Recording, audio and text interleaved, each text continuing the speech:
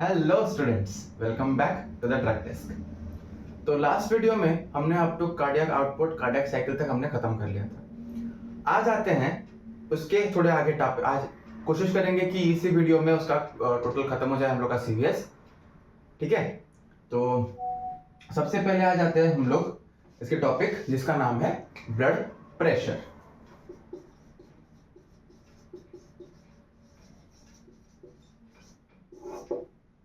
तो जैसे हम लोग ब्लड प्रेशर देखते हैं या ब्लड प्रेशर नाम कहीं हमें दिखा मिलता है, तो first thing that comes to our mind is blood pressure होता क्या है। जनरली ये देखा जाए तो दिस इज द प्रेशर, ये एक प्रकार का प्रेशर है जो कब होता है, विच जनरेट्स, ठीक है, which is generated by the blood on the walls of the blood vessels. मतलब ब्लड वेसल्स के हम लोग ने पढ़ा था सीबीएस में, हम लोग के पास दो पार्ट्स आते हैं, एक आता है हार्ट, दूसरा आता है ब्लड वेसल्स। तो हार्ट हमने खत्म कर लिया था लास्ट क्लास में, आए आते हैं ब्लड वेसल्स पे पहले। ठीक है, ब्लड वेसल्स पे आने से पहले ब्लड प्रेशर को समझ लेते हैं। जो हमारे ब्लड वेसल्स होते हैं, हमने पहले बताया था तीन तरह के होते हैं, आर्टरीज, वेन्स एंड कैपिलरीज। तो जो हमारे तीन तरह के ब्लड वेसल्स होते हैं, ब्लड वेसल्स मैंने बताया था कि दिस आर द पाइप्स और दिस आर द ट्यूब्स। ठीक है, तो इन होलो ट्यूब्स के अंदर हम लोग का ब्लड फ्लो होता है। ठीक है, तो ये जो ब्लड प्रेशर आता है वो कैसे आता है, जब हम लोग का ब्लड इन होलो पाइप्स के थ्रू पास होता है तो इन पाइप्स के वॉल्स पे जो फोर्स, जो प्रेशर ये लोग एक्सर्ट करते हैं, हम कौन सा, हम लोग का ब्लड जो एक्सर्ट करता है, that is called as the blood pressure. Basically हम लोग जो ब्लड प्रेशर जो हम लोग मेजर करते हैं वो हम लोग आर्टरीज में मेजर करते हैं, क्योंकि आर्टरीज में ऑक्सीजनेटेड ब्लड होता है और उसका जो पंपिंग होता है, उसका जो प्रेशर होता है हाई होता है as compare to veins. First point. Secondly, जब हम लोग आर्टरीज में मेजर करते हैं तो आर्टरीज हम लोग का अपर पार्ट्स पे प्रेजेंट होता है, सुपरफिशियली प्रेजेंट होता है as compare to veins. Veins are generally a bit deeper than arteries, but होते हैं। जब अभी आप लोग बोलोगे कि हम लोग का जो ब्लड ड्रॉ करते हैं, हम लोग के बॉडी से जो ब्लड लेते हैं, ब्लड सैंपल्स जो लेते हैं, वो वेनस ब्लड रहता है। ठीक है, वो वेनस ब्लड रहता है, but we have to find venous points in our whole body. बहुत लोग का देखना यहाँ पे होता है वेनस, हम लोग यहाँ पे बेसिकली लेते हैं, अगर नहीं दिख रहा होता है तो मारते हैं और फिर खोज के निकालते हैं। ठीक है, तो दैट इज द पॉइंट। तो इस हिसाब से क्या किया जाता है, हम लोग का ब्लड प्रेशर चेक किया जाता है, किसमें, हम लोग का आर्टरीज में चेक किया जाता है। हम लोग का जो नॉर्मल ब्लड प्रेशर होता है दैट इज 120/80 mmHg। ठीक है, this is the unit of the blood pressure. ठीक है, mm ऑफ Hg और mmHg। ठीक है, तो जब हम लोग का ब्लड प्रेशर हाई हो जाता है, मतलब इस वैल्यू, ये जो वैल्यू है 120/80 mm ऑफ Hg, इससे जब हाई हो जाता है और इससे जब लो हो जाता है, तो जब ये हाई हो जाता है it is called as hyper tension.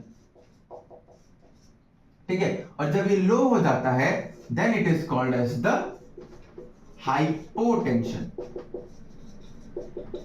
I hope आप लोग को ये पेन विजिबल हो रहा होगा, मैं फिर भी ब्लैक से लिखने का कोशिश करूंगा। ठीक है, when it is high it is hypotension and when it is low it is hypotension.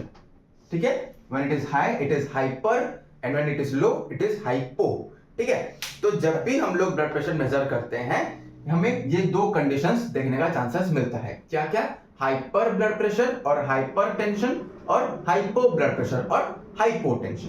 ठीक है, तो इन सभी चीजों को हमें याद रखना पड़ेगा, because in the further classes हम लोग इन सब के बारे में इन डिटेल्स पढ़ना शुरू करेंगे। जब हम लोग पैथोफिजियोलॉजी हो या कोई और सब्जेक्ट हम लोग जब पढ़ेंगे तो उन सब चीजों में हमें इन सब का डिजीजेस या फिर इन सब को क्योर करने का तरीका हमें फिर पढ़ना है इन फार्माकोलॉजी। ठीक है, तो ये सब तो हो गया हम लोग का ब्लड प्रेशर का बात। ठीक है, अब नेक्स्ट हम लोग ने एक और वर्ड पढ़ा था, मैंने शायद आप लोग को लास्ट क्लास में बताया भी था कि होम्योस्टैसिस। ठीक है, तो होम्योस्टैसिस पढ़ने से पहले हम लोग एक बार ब्लड वेसल्स के बारे में जान लेते हैं। तो अब आते हैं ब्लड वेसल्स पे। ठीक है, तो ब्लड वेसल्स हमने पहले ही पढ़ा था कि तीन टाइप के होते हैं, that are arteries, veins and capillaries. ठीक है, तो इन तीनों का एक टेबल है आपको यहाँ पे नीचे शो हो रहा होगा, ये टेबल के ऊपर नोट कर लेना। इन तीनों का एक डीप आपको मिल जाएगा, ठीक है। उसके बाद अब आते हैं हम लोग के ओवरऑल ब्लड वेसल्स पे।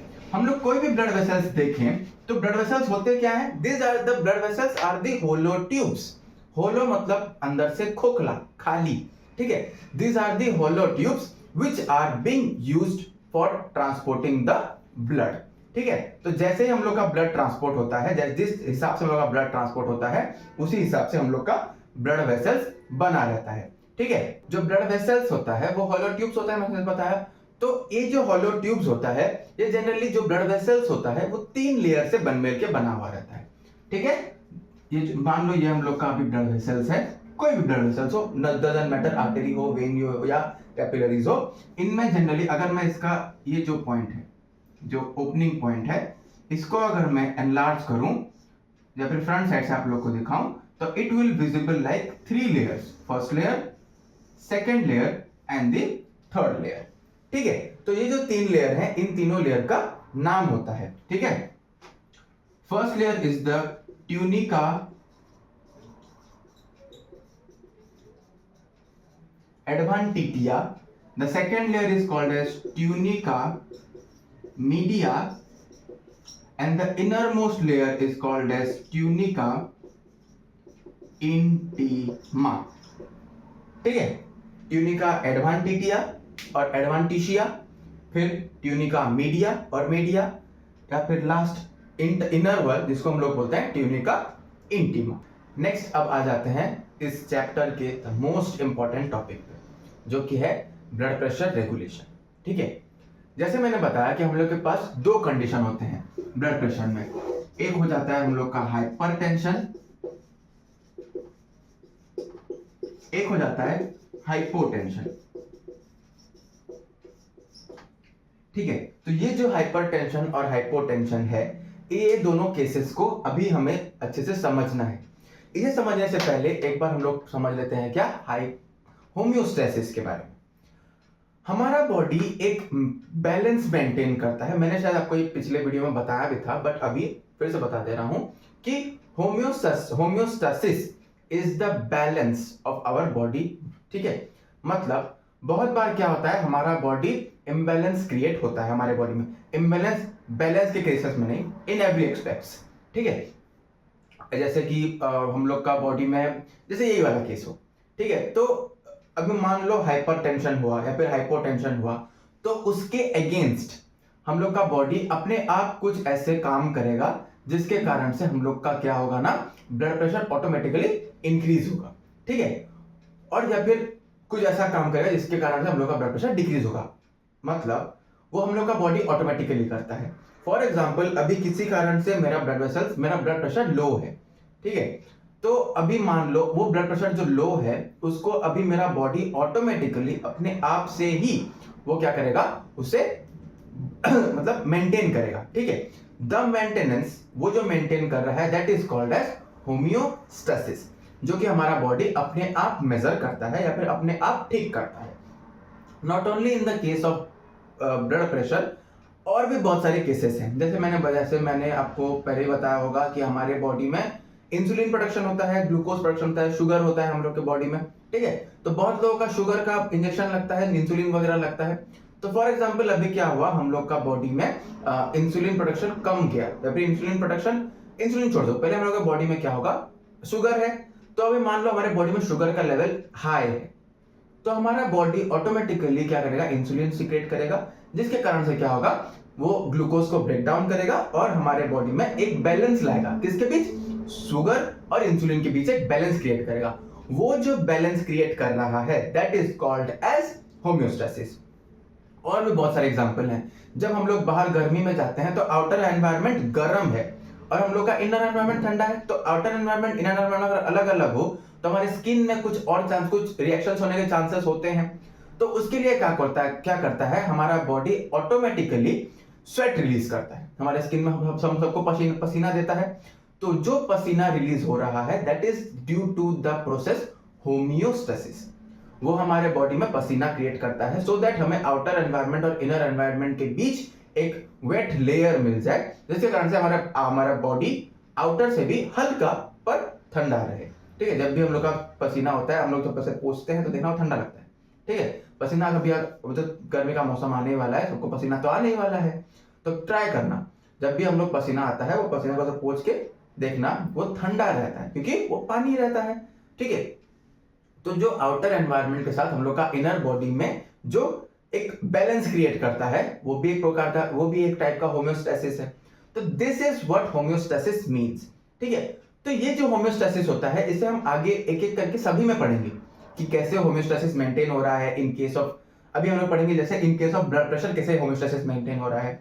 आगे पढ़ेंगे कि ब्लड प्रेशर तो हो गया, फिर नेक्स्ट शुगर में, डायबिटीज केसेस में हम लोग का जो बॉडी में शुगर रिलीज हो रहा है, जो शुगर प्रोडक्शन हो रहा है, उसके केसेस में कैसे हम लोग का बॉडी होम्योस्टेसिस मेंटेन कर रहा है। ठीक है, ऐसे बहुत सारे केसेस हैं जो कि हम लोग आगे धीरे धीरे धीरे धीरे पढ़ते रहेंगे। ठीक है, तो सबसे पहले आ जाते हैं हम लोग का केस हाइपोटेंशन में, मतलब जब हमारा बॉडी में क्या होगा, ब्लड प्रेशर लो होगा।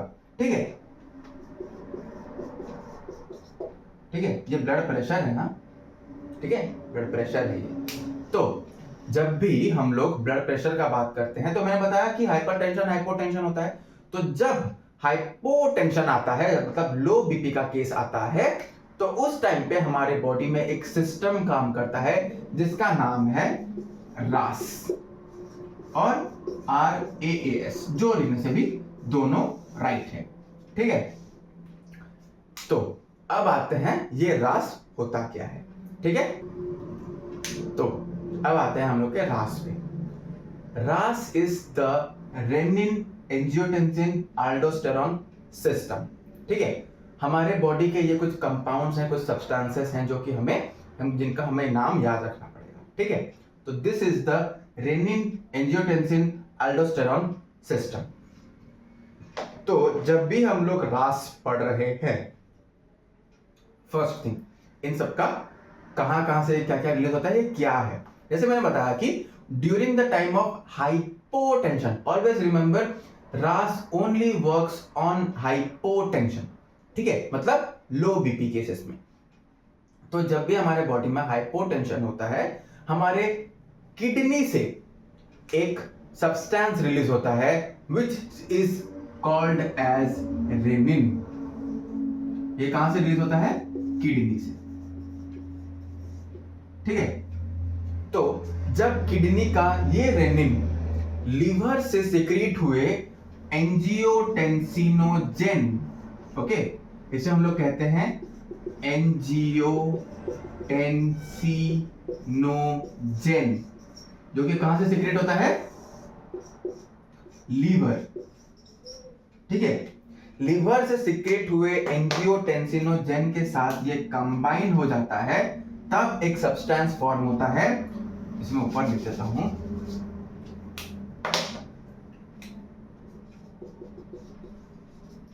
तब एक सब्सटेंस क्रिएट होता है which is called as angiotensin 1। Okay, always remember, ये पूरा चार्ट बनेगा। ठीक है, मेरा बोर्ड थोड़ा छोटा है, मैं मिटा मिटा के लिखूंगा, तो प्लीज थोड़ा समझ लेना। ठीक है, तो रेनिन विच इज, जो कहां से आया है, किडनी से, और एंजियोटेंसिनोजेन जो कि कहां से आया है, लीवर से।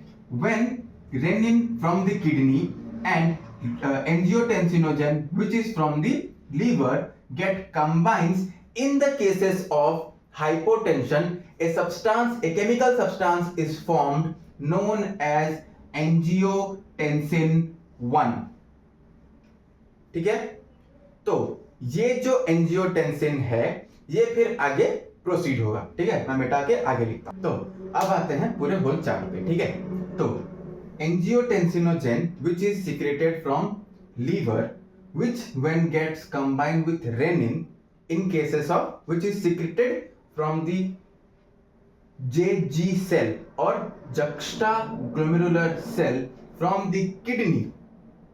ओके, किडनी के juxtaglomerular cell से जब रेनिन सिक्रीट होता है, कौन से केसेस में रेनिन सिक्रीट होगा, only in cases of hypotension. मतलब लो बीपी के केसेस में जब भी जक्स्टाग्लोमेरुलर सेल ऑफ किडनी के से रेनिन रिलीज होगा, जो कि जब कंबाइन होगा लीवर से सिक्रेट हुए एंजियोटेंसिनोजेन के साथ, तो फर्स्ट बनेगा क्या, एंजियोटेंसिन 1, ठीक है, एंजियोटेंसिन 1, ठीक है।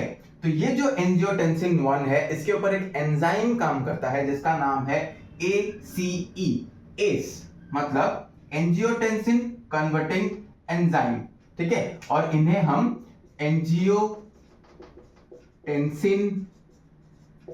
काइनेज भी कहते हैं, ठीक है। तो ये जो एंजियोटेंसिन काइनेज या फिर ACE है, ये जब एंजियोटेंसिन 1 पे एक्ट करते हैं तो एक सब्सटेंस फॉर्म होता है जिसका नाम होता है एंजियोटेंसिन 2, ठीक है। तो जब ये एंजियोटेंसिन 2 प्रोडक्शन होता है तो ये एंजियोटेंसिनोजेन 2 तीन काम करता है। फर्स्ट, ये जो केमिकल सब्सटेंस है ये डायरेक्टली वासोकॉन्स्ट्रिक्शन कर सकता है, ठीक है। वासोकॉन्स्ट्रिक्शन मतलब हम लोग का जो ब्लड वेसल्स है वो ब्लड वेसल्स में डायरेक्टली वो कॉन्स्ट्रिक्शन कर सकता है, मतलब उन्हें दबा सकता है, ठीक है। तो अगर हम लोग का मान लो, सबने फिजिक्स तो पढ़ा ही होगा, तो सबने पढ़ा है, सबको ये एग्जांपल पता होगा, जब हम लोग का किसी पाइप से अगर पानी दे रहे हैं, उसका अगर हम लोग अगर वॉल्यूम छोटा कर दें तो पानी और ज्यादा स्पीड से जाता है, ठीक है। तो अभी मान लो जैसे मैंने अभी घर पे मैं पौधों को पानी दे रहा हूँ, ठीक है। तो मैंने क्या किया, वो जो पाइप है मेरे पास, वो पाइप का जो नोजल है, जो उसका मुंह है, वो मुंह को मैंने छोटा कर दिया, मतलब मैंने उसके ऊपर थंब रख दिया और साइड से थोड़ा सा हल्का सा बस खुला रखा है, तो पानी ज्यादा जोर से जाता है, ठीक है। द सेम केस ये क्या करता है, वासोकॉन्स्ट्रिक्शन करता है, जिसे हम लोग कहते हैं कि ब्लड वेसल्स में कॉन्स्ट्रिक्शन कर देता है। तो जैसे ही ब्लड वेसल्स में कॉन्स्ट्रिक्शन हुआ, ब्लड प्रेशर इंक्रीज हो गया, first. Second, sodium water retention. Sodium water retention में होता क्या है, हम लोग का जो टोटल ब्लड वॉल्यूम होता है, मैंने आपको लास्ट में बताया होगा हम लोग का ब्लड में हम लोग का टोटल ब्लड वॉल्यूम कितना होता है, कार्डियक आउटपुट कितना होता है, मुझे कमेंट सेक्शन में जरूर बताना कि what is the total cardiac output of our body, ठीक है। तो जो कार्डियक आउटपुट रहता है उसे हम लोग बढ़ा देते हैं, कैसे, सोडियम और वाटर का रिटेंशन। रिटेंशन मतलब रुक जाना, अटका देना, रुका देना हम लोग के बॉडी के अंदर, ठीक है। तो जैसे हम लोग का बॉडी में सब्सटेंसेस बढ़ गया, वाटर बढ़ गया, सोडियम बढ़ गया, तो उसके कारण से क्या होगा, हम लोग का जो टोटल वॉल्यूम ऑफ ब्लड है वो इंक्रीज हो गया, तो हम लोग के पास ज्यादा वॉल्यूम ऑफ ब्लड है, तो ऑटोमेटिकली क्या होगा, हम लोग का ब्लड प्रेशर बढ़ जाएगा। क्यों? क्योंकि हम लोग का ज्यादा अमाउंट ऑफ ब्लड फ्लो हो रहा है, तो इसलिए हम लोग का ब्लड प्रेशर राइज करेगा। Second case. थर्ड केस, जो हम लोग का एड्रेनलिन ग्लैंड होता है, सबको पता है हम लोग के किडनी के ऊपर एक टोपी है जिसका नाम है एड्रेनलिन और एड्रेनल ग्लैंड, ठीक है। तो जो एड्रेनल ग्लैंड है वो एड्रेनलिन ग्लैंड को ये मतलब एक्टिवेट कर देता है, स्टिमुलेट कर देता है। तो जब ये स्टिमुलेट करता है उस टाइम पे एक सब्सटेंस रिलीज होता है which is known as aldosterone, ठीक है। ये एल्डोस्टेरॉन जो सिक्रेशन होता है, ये एल्डोस्टेरॉन डायरेक्टली हम लोग का ब्लड प्रेशर को इंक्रीज कर सकता है in different types of ways including all this, ठीक है। तो इन सभी के साथ वो हम लोग का क्या कर सकता है, हम लोग का जो ब्लड प्रेशर है उसे वो इंक्रीज करता है। ये हो गया टोटल हम लोग का रास सिस्टम। ये याद रखना क्योंकि ये क्वेश्चन मैक्सिमम टाइम आता है, मैंने हर बार देखा है, मैंने जितने बार मेरे टाइम पे भी ये क्वेश्चन आया था, अभी ये फिर से आता है, ये हर बार आता है, तो नथिंग टू, मतलब इसको छोड़ना नहीं, बहुत इजी है, ये टेबलेशन बना देना, उसमें भी ये खत्म है, ठीक है। तो ये हो गया हम लोग का फर्स्ट पार्ट। ये किस केसेस में, हाइपोटेंशन में। अब आते हैं हमारे हाइपरटेंशन में। जब हम लोग का हाइपरटेंशन होता है तो उस टाइम हमारे बॉडी में कुछ रिसेप्टर्स प्रेजेंट होते हैं जिनका नाम होता है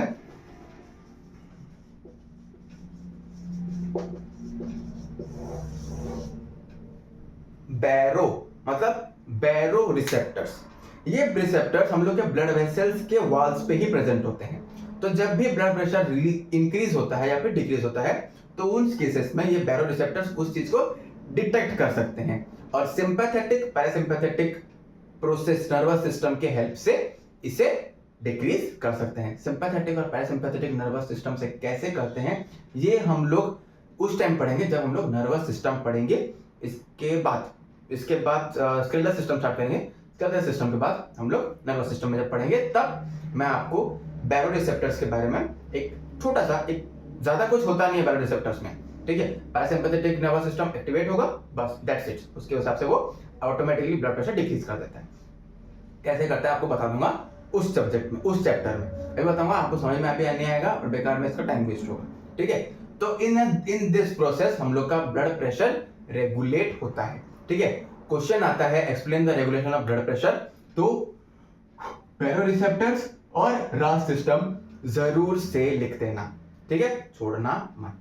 अब आते हैं इस टॉपिक के, मतलब इस यूनिट के लास्ट टॉपिक पे, दैट इज ईसीजी या फिर इलेक्ट्रोकार्डियोग्राम। सबने देखा होगा मूवीज में जो पेशेंट जब हॉस्पिटल जाता है, मतलब हीरो जब हॉस्पिटल जाता है तो वो बेड पे सोया रहता है, वो ऑपरेशन थिएटर में वो लोग बैठ के मतलब पूरा जिंदा कर रहे होते हैं उसको। उनके पास एक साइड पे टीवी रहता है, देखना, जो टीवी में ऐसे कुछ लाइंस जा रहे होते हैं, ऐसे वो इसी जाते होते हैं, ठीक है, जैसे टी टी टी कर रहे होते हैं। जब वो लाइन सीधा हो गया तो हीरो मर गया, पर हीरो मरा नहीं रहता है, उसके बाद वो फिर चलता है, फिर जिंदा हो जाता है, ठीक है। तो वो जो टीवी पे चल रहा होता है दैट इज द इलेक्ट्रोकार्डियोग्राम, ठीक है। तो इसका जो मशीन है, जो वो टीवी जो देखते हो, जिस मशीन से वो रिकॉर्ड किया जाता है, that is called as electrocardiograph, ठीक है। और जो ये बनता है that is called as electrocardiogram, ठीक है। जो जिससे बनता है दैट इज इलेक्ट्रोकार्डियोग्राफ, और जो बनता है दैट इज इलेक्ट्रोकार्डियोग्राम, ठीक है।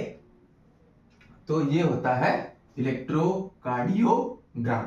इसमें जनरली देखा जाए तो 4 वेव्स होते हैं, that is first one the P Q R S T, ठीक है। तो ये जो 5 वेव्स होते हैं, इनके बेसिस से हम लोग एक ईसीजी को हम लोग स्टडी करते हैं, ठीक है। देखना, जब भी एक ईसीजी रिपोर्ट, अगर आप लोग के घर में कोई हार्ट पेशेंट होगा तो उसका ईसीजी जरूर चेक रहता है। ईसीजी जनरली एक ग्राफ पेपर में आता है, ठीक है। वो ग्राफ पेपर में ऐसे लाइंस ड्रॉ किए रहते हैं, तो घर में एक बार चेक कर लेना, ठीक है। आपको चेक करना सिखा दे रहा हूं।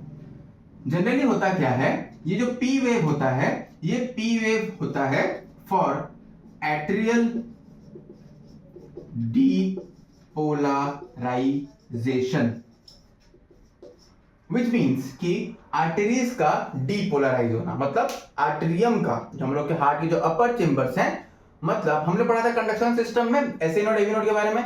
तो जैसे ही एसए नोड से इंपल्स जनरेट हुआ, हम लोग का अभी हार्ट का अपर चेंबर सिकुड़ना शुरू होगा, तो ये जो सिकुड़ना जो शुरू हुआ that is called as arterial depolarization, ठीक है।